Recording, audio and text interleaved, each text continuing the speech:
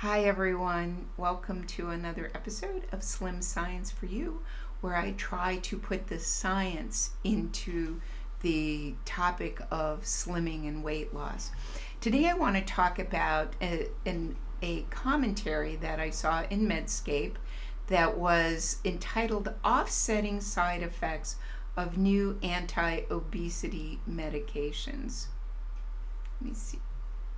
And this was a commentary, not a research article, but it answered a question that I had, and I wonder if you had it.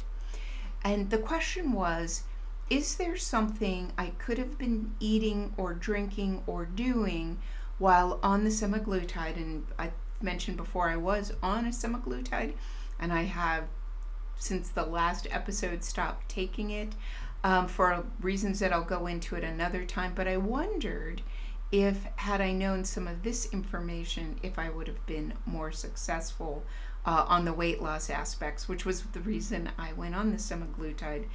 Since I was not being successful, I thought no point in continuing this. So this was if you want to go to Medscape, you can go and check it out. It was published on February 1, 2024, and I will also put the link to the article in the description. So it's really cute. She goes, it's 2 a.m. in the morning and my phone wakes me up. My patient Christine Z is vomiting and Dr. Google has diagnosed her with acute pancreatitis. We've all had a meeting with Dr. Google, I think. But in any case, the patient came to the conclusion that they had pancreatitis because they take a semaglutide, in this case Wegovy. Patient went to the ER, 10 hours, spent a lot of time, IV imaging studies. She doesn't even talk about the cost of this, was probably very expensive. And that the verdict was she was alarmingly constipated. Wow, that had to be some constipation. I've never been alarmingly constipated. But, said her entire large intestine is packed to the brim with stool. Boy, that's a visual I can try to get out of my mind. And in residency, they called this diagnosis FOS, full of.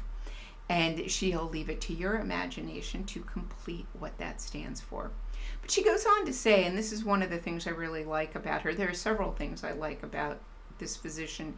She says that Christine did mention to her that when she'd upped her Wegovy dose, that bowel movements had become smaller and infrequent. I know some of us call this the rabbit poop and are familiar with this. And so she said, how can practitioners help offset side effects through dietary changes while we're at it? And what other dietary advice should be used on the onset? So I thought this was really great. I think I could have really used this advice. So first off, proper nutrition always starts with drinking a lot of water. And she recommends a minimum of 64 ounces of water a day for patients taking incretins, such as Wegovy for weight loss, Ozempic and Rybelsus for type 2 diabetes, or Tirzepatide, the Zepbound for weight loss, or the Mounjaro for type 2 diabetes. So what she's saying, if you run into this category, and remember, I am not a physician, I'm not giving you advice, I'm just understanding what she's talking about, the physician here, Dr. Messer. And so she said these medications don't directly dehydrate patients, but they can increase the risk for dehydration because of nausea. Also, the importance of this, of drinking a lot of water, it can prevent dehydration, preserve kidney function, minimize fatigue and dizziness, and finally, just from a mechanical perspective, the fluids help soften bowel movements, making them easier to pass. So this is really, in a nutshell, one of the very first things to do. And I'd been into semaglutide for a couple months before I ran into a blog where somebody said drink lots of water, and that really helped me a lot. They didn't have the rest of the things or recommendations that Dr. Messer has, so let me continue with those.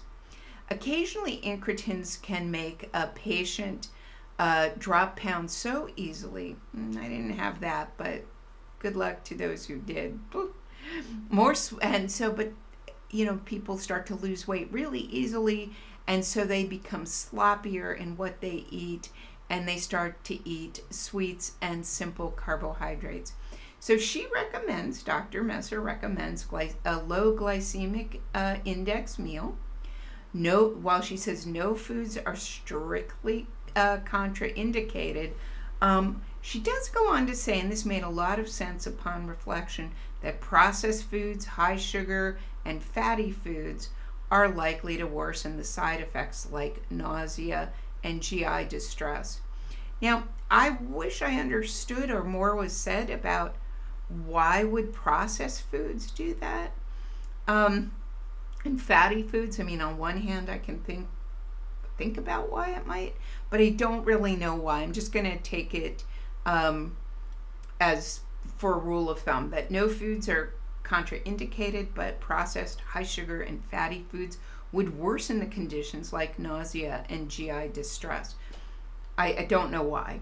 And she says, likewise, alcohol not only worsens nausea, but it's also likely to exacerbate reflux by relaxing the sphincter that separates the sphincter that separates the stomach from the esophagus. Okay, so here's a few not to do's, right? She started with what to do. Number one thing to do, drink lots of water, minimum 64 ounces of water. Then eat low glycemic index meals. Avoid processed high sugar and fatty foods because they'll increase nausea and GI distress. And that alcohol would make not only the nausea worse, but it relaxes the sphincter that separates the stomach from the esophagus, and so you have more reflux. Strictly speaking, that all makes sense to me, especially the alcohol part. Again, still don't understand why these other foods would cause nausea or GI distress when, I can normally eat processed foods, high sugar foods, and fatty foods and not have those problems. So I'd like to know more about that, but, I guess I should make an appointment. The next most important advice is consume sufficient fiber. So I thought this was cool. Throughout the reading of the blogs, I didn't read about fiber. I do recall at one point when I had constipation, the physician I was seeing did recommend fiber, but I don't recall having a specific kind of fiber. So again, talk to your physician about it. But they say that in general, recommendations are for 38 grams per day for men and 25 grams per day for women. And the caveat to this advice is that a minor number of patients, for instance, those with irritable bowel syndrome, maybe some others as well, may develop worsening constipation with increasing fiber. So whatever you do, you need to talk to your doctor before you make any of these changes. To minimize side effects, she recommends maybe having 5 small meals instead of 3 big ones. And finally, she says eat slow and stop before you feel full. So, and she also then, one final thing she says, eat 25 grams of protein per meal. Now, this part was a little unclear to me. Did she mean 25 grams of protein if I'm eating 5 meals? Is it 5 times 25 or 5 times 30, which would be 150 grams? Or is it 3, in which case it would be 90? I'm probably getting too nitpicky. But anyway, I thought this was really important, so let me just, in a nutshell, recap what Dr. Messer recommends. She says, drink lots of water. Well, I was going to change the colors, but that didn't happen. So drink lots of water daily, 64 ounces. drink that if you're taking a semaglutide. Then she goes on to say why it will that the semaglutides can increase risk for dehydration due to severe nausea, and if you do this, you'll prevent dehydration, preserve kidney function, minimize fatigue and dizziness. Also, it will help soften those bowel movements. Also, be mindful of what you're eating. So the semaglutide is not a passport into eating whatever you want, which I don't know about you, but when I went on it, because I wasn't advised to the opposite, I really did think, okay, I guess I can eat whatever I want now and I'll lose weight. And, you know, the semaglutide made it known pretty quickly, no. Now, not so much in the kind of food. I didn't notice that, but in the volume of food. So, for instance, let's say you wanted to eat a whole Snicker bar. Well, that wasn't going to work. Or even one of those little itty bitty Snicker bars. Couldn't really do that. But a bite or two, you could do that. So, I mean, I could do that. I'm not saying you should do that. Now I see I shouldn't have done that anyway, because it would worsen nausea and GI distress. Also, alcohol increases nausea.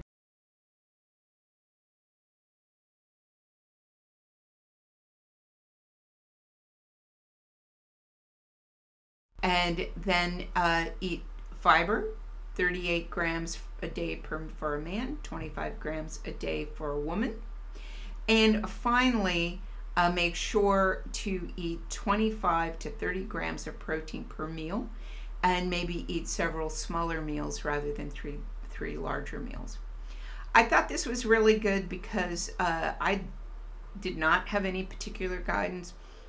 You know, 64 ounces of water, avoid processed foods, high-fat foods, avoid alcohol, you know, eat several small meals, and get some fiber. And I think that, and the protein. So I think this is pretty cool. I want to thank Dr. Messer. I think this is really helpful to the patients at large, and I'm curious if you all have had experiences like this and you found it helpful. Drop a comment in the box below. Thanks.